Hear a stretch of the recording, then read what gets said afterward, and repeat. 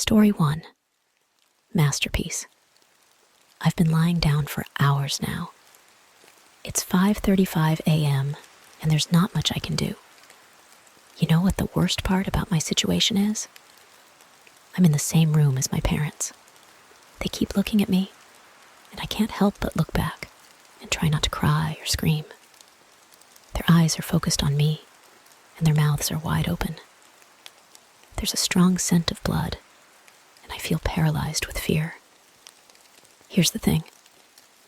The second I make any hint that I'm not asleep anymore, I'm completely fucked. I will die, and there's nobody around to save me. I've been trying to think of a way out, but the only idea I have is to rush for the front door and scream for help, hoping any neighbors hear me. It's risky, but if I stay here, I'll surely die. He's waiting for me to wake up and see his masterpiece. You're probably wondering what's going on. I do tend to get ahead of myself sometimes. About 3 hours ago, I heard screaming from the other side of the house. I got up and went to check on the noise before realizing I had to use the restroom. Instead of doing the smart thing and investigating, I used the bathroom first. I could have gotten myself killed right then for my stupid actions. I did my business and took a peek outside the bathroom. There was blood on the carpet. I got very worried and ran back to my room, hiding under the sheets like the pussy I was. I tried to convince myself to go back to sleep, that it was just some really vivid dream or something. But I heard my bedroom door open. Like the terrified child I was, I peeked out from under my blankets to see what was going on. I could see something dragging my dead parents into the room. It was not human, I can tell you that. It was hairless, with no eyes or clothing. It walked like a caveman, with its back slouched as it dragged my parents.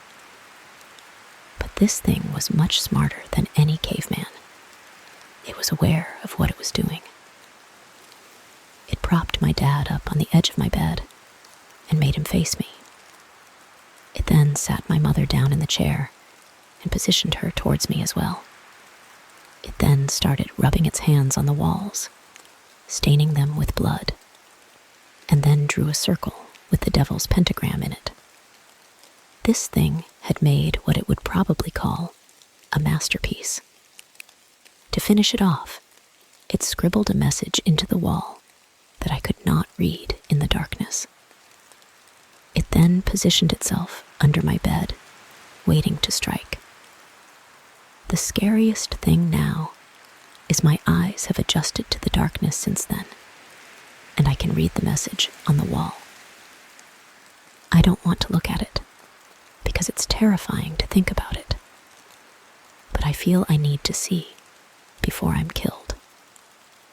I peek at the creature's masterpiece. I know you're awake. Story 2. The portraits. There was a hunter in the woods who, after a long day hunting, was in the middle of an immense forest. It was getting dark, and having lost his bearings, he decided to head in one direction until he was clear of the increasingly oppressive foliage. After what seemed like hours, he came across a cabin in a small clearing. Realizing how dark it had grown, he decided to see if he could stay there for the night. He approached and found the door ajar. Nobody was inside. The hunter flopped down on the single bed, deciding to explain himself to the owner in the morning. As he looked around the inside of the cabin, he was surprised to see the walls adorned by several portraits, all painted in incredible detail. Without exception, they appeared to be staring down at him, their features twisted into looks of hatred and malice. Staring back, he grew increasingly uncomfortable.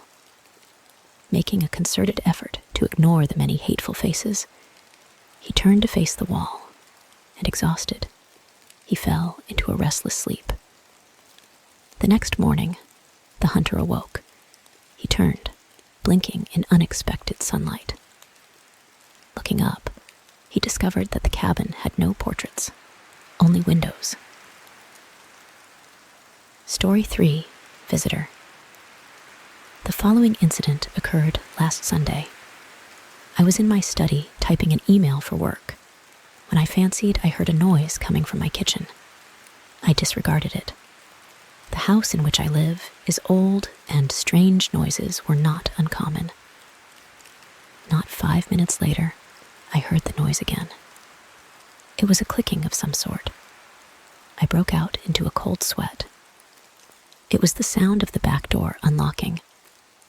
I opened my desk, pulled out my revolver, and closed the drawer. I stood up and quietly made my way to the door of my study. I carefully opened the door and stepped into the hall. Darkness greeted me, thick and awful, a shroud hiding whomever was lurking in my house. Then again, the darkness was my protector as well. Knowing my house like the back of my hand, I didn't bother turning on the lights. If someone truly was here, I wanted to get the jump on them.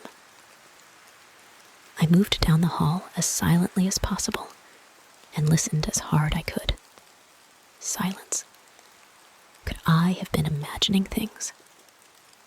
As I mused over these points, a soft padding played its way from the direction of my kitchen to the other side of the house. No shoes or boots could make such a stealthy noise. Had the intruder removed his shoes before entering?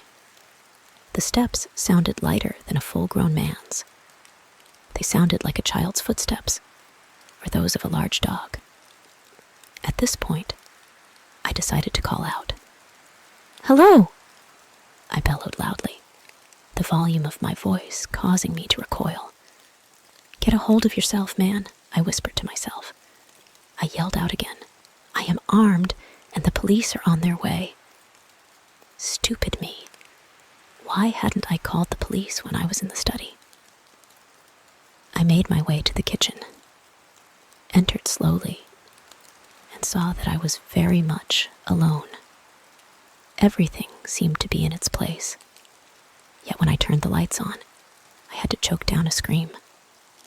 The back door I had double locked for the night, only 2 hours before, lay wide open. Adding to the horror, I discovered 2 sets of small, muddy, barefooted prints leading to the stairs. I closed the door quietly. Who the fuck is in my house? I thought, my mind beginning to race. And how did they undo the locks? I decided I would follow the footprints, and a new sound impressed itself upon my ears. The sound of muffled conversation came from above. Whoever was in my house had made their way to the upstairs bedroom. I steeled my nerves and swallowed the lump in my throat. This was my house.